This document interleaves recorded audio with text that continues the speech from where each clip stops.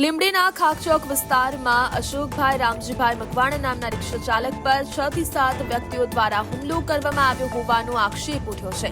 ઇજાગ્રસ્તના પત્ની લીલાબેનના જણાવ્યા અનુસાર હુમલાખોરોએ અશોકભાઈને છેતરીને દારૂ પીવડાવ્યો હતો અને ત્યારબાદ તેમની પાસે રહેલા રિક્ષાના પૈસા પડાવી લેવા માટે જાતિ વિષયક અપમાનજનક કરી ઢોર માર માર્યો હતો। આ હુમલામાં તેમનો મોબાઈલ પણ તોડી નાખવામાં આવ્યો હતો। હાલ ઇજાગ્રસ્તને લીંબડી સિવિલ હોસ્પિટલ ખાતે ખસેડવામાં આવ્યા છે। આ ઘટનાને પગલે સ્થાનિક રહીશોમાં ભારે રોષ જોવા મળી રહ્યો છે અને વિસ્તારમાં ચાલતા દેશી દારૂના વેચાણને તાત્કાલિક બંધ કરાવવાની માંગ ઉગ્ર બની છે।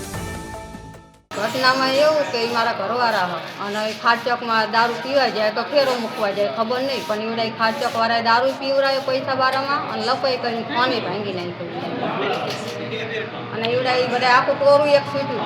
આ તો અમે જઈ છેડ્યા તો તોડીને ત્યાં દવાખાને લઈને આવ્યા। અંદર કેટલાક જણા મારવામાં આવી છે? મારવામાં લગભગ 8-9 જણા હતા। એ આખો ખાટચોક જ છૂટ્યો। દારૂ બંધ કરાવો, બધી ઠીક, દારૂ બંધ કરાવી નાખો। દારૂ થોડો ગુજરાતમાં મળે છે? દારૂ ગમે અહીં લાવતા ને ગમે અહીં વેચતા હોય એવું? હા, દારૂ પીવરાવ પૈસા કાઢી લઈને ઉપર જતા મારે એમ થોડુંક હાલતા હશે કાંઈ। તમારા ઘરવા દારૂ પીવે છે? ના, મારા ઘરવા દારૂ નથી પીતા હો, આજે દારૂ નથી પીતા।